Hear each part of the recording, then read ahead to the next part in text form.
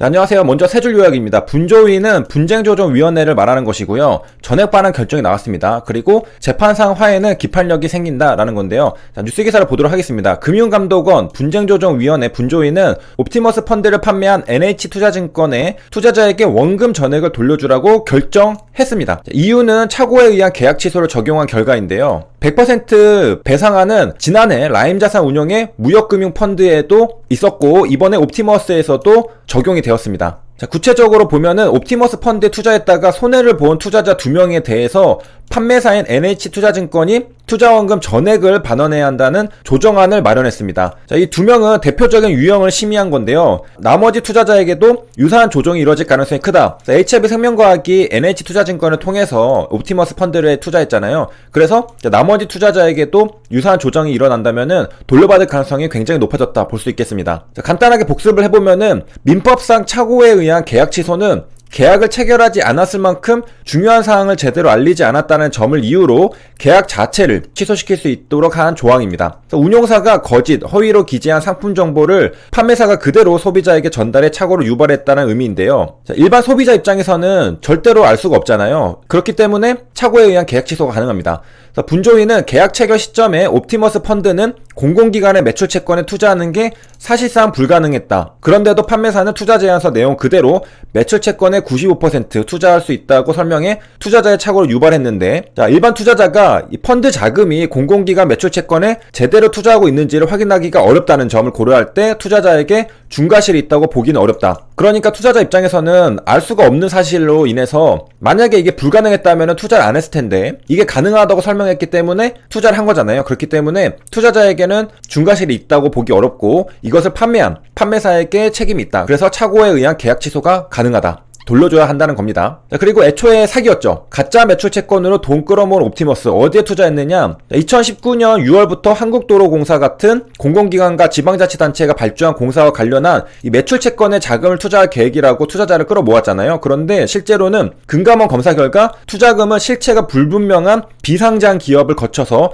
각종 부동산 사업에 흘러 들어갔습니다. 그러니까 애초에 공공기관 매출 채권도 존재할 수가 없었는데 이 공공기관 매출 채권에 당연히 투자도 안 됐고 다른 이상한 곳에 들어갔던 겁니다. 그래서 안전한 투자처로 꼽은 매출 채권은 존재하지 않았고 다른 사업에 흘러 들어갔었던 것입니다. 출처가 불분명한 데 들어갔으니까 사라졌겠죠. 그래서 가짜 매출 채권 투자를 앞세워 투자자를 모은 옵티머스 펀드는 대규모 환매 중단 사태로 이어졌다. 돈을 돌려줄 수 없는 거죠. 이상한 데로 흘러 들어가서 이미 돈은 어디 가고 없는 거죠. 그래서 환매가 중단된 46개 옵티머스 펀드 중 84%가 NH투자증권인데 이대로 가다가는 NH투자증권은 3천억 원을 배상할 위기에 처해 있다. 자, 환매가 중단된 46개 옵티머스 펀드 중 무려 84%, 금액으로는 4,300억 원이거든요. 이것을 NH투자증권에서 팔았습니다. 그러니까 만약에 지금 분조위에서 다룬 두 건에 대해서 원금 전액 반환 결정했잖아요. 나머지도 전부 다 100% 배상이 나온다면은 4,300억 원입니다. 굉장히 큰 금액인데요. 자, 그리고 이 중에서도 이제 3천억 원. 왜 1,000억 원은 어디 갔느냐?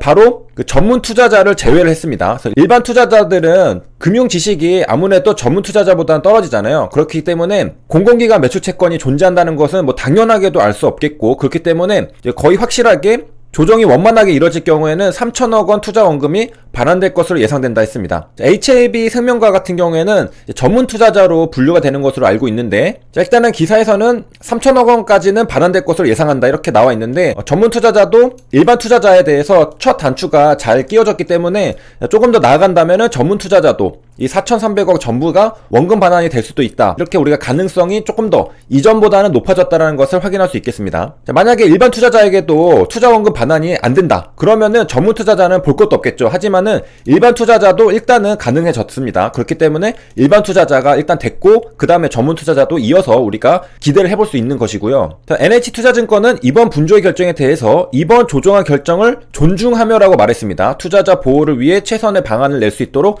노력하겠다 이렇게 밝혔습니다. 그래서 NH투자증권에서 존중한다라고 했기 때문에 아마도 조정안을 받아들일 가능성도 있겠죠. 뭐 존중하지만은 받아들이질 않겠다 이렇게 말할 수도 있겠지만은 존중한다고 했으니까 어느 정도는 동의한다는 뜻이잖아요. 그렇기 때문에 만약에 받아들이게 된다면 어떻게 되느냐? 자, 분쟁 조정은 당사자인 신청인과 금융사가 조정안을 받은 후 20일 이내 조정안을 수락해야 성립된다. 자, 존중한다고 했으니까 만약에 수락할 경우에는 재판상 화해와 같은 효력이 생깁니다. 자, 강제성은 없지만은 받아들이게 되면은 이제 재판상 화해와 같은 효력이 생기는데 요게 어떤 효력을 가져오는 거냐? 자, 그 전에 투자자랑 은행이 받아들이는 건데 투자자는 당연히 받아들이겠죠. 100% 보상안이니까.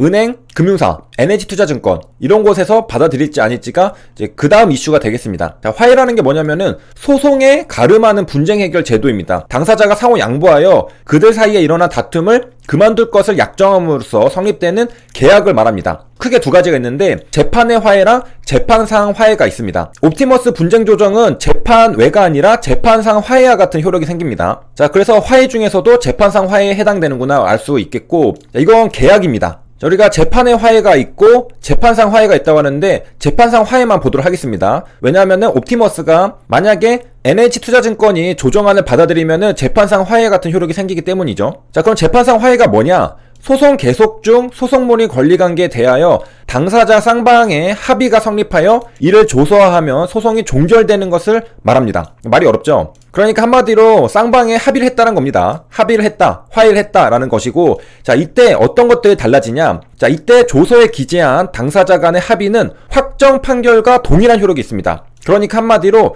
재판상 화해가 일어났다면은 확정 판결과 동일한 효력이 있는 겁니다. 우리가 보통 재판을 하게 되면은 판사가 판결 내려주잖아요. 자, 그런데 그 전에 당사자 간에 합의를 해서 우리가 이렇게 하겠다라고 말하면은 거기에 대해서 판사가 써줍니다. 그러면은 그게 바로 확정 판결과 동일한 효력이 있다는 것이고요. 그리고 기판력이 생기게 됩니다. 자, 그래서 다른 경우가 없다면은 당사자는 그 화해의 취지에 반하는 주장을 할 수 없다라는 것이고요. 자, 그래서 한번 간단하게 또 요약을 하면요. 자, 우리가 화해라는 게 있는데요. 법에서 말하는 화해는 일반적으로 말하는 화해랑 굉장히 비슷합니다. 그런데도 이제 좀 특수한 의미를 가진다는데, 자, 우리가 재판의 화해가 있고 재판상 화해가 있다고 하는데, 옵티머스 분쟁 조정 조정안에 대해서 투자자랑 NH투자증권이 받아들이게 되면은 재판상 화해와 같은 효력이 생기게 됩니다. 자, 그러니까 재판상 화해랑 같은 효력을 가지게 된다는 겁니다. 조정안을 받아들일 경우에 말하죠. 그러면 재판상 화해가 뭔지를 알아야 되잖아요. 이 재판상 화해라는 게 판사 앞에서 분쟁 당사자 쌍방이 뭐 투자자랑 NH투자증권 이렇게 말할 수 있겠죠. 그래서 이러한 분쟁이 있는데 이것을 이렇게 상호 양보하여 해결하겠습니다라고 하는 것입니다. 이러한 효과, 이러한 거랑 같은 효과를 가진다는 겁니다. 그러니까 재판의 화해랑 취지는 비슷하죠. 둘 다 화해니까. 자, 그런데 다른 점은 판사 앞에서 하고 판사가 판결을 비슷하게 조서, 화해 조서를 만들어주는 것이 다릅니다.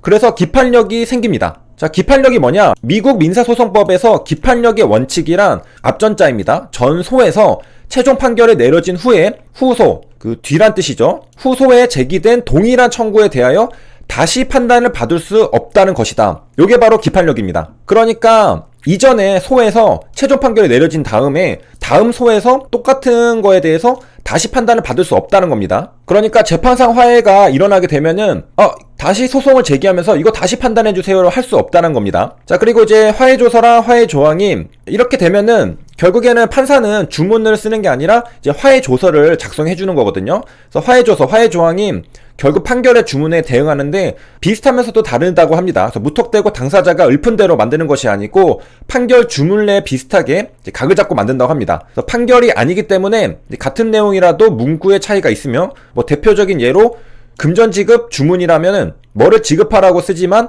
화해 조항에서는 뭐를 지급한다 라고 씁니다. 그러니까 판결을 해서 주문이라면은 지급하라 이렇게 명령식으로 쓸 수 있겠지만 화해 조항은 둘이 얘기를 해서 온 거잖아요. 그래서 지급한다 이렇게 씁니다. 그래서 주문보다도 다양하게 문구가 나온다라고 하고요. 자, 그래서 이번 시간에는 분조위는 분쟁조정위원회다. 전액 반환 결정이 나왔고 만약에 NH투자증권도 투자자도 받아들이게 된다면은 재판상 화해와 같은 효력이 생기고 기판력이 생긴다는 것까지 살펴봤습니다. 여기까지 시청해주셔서 감사합니다.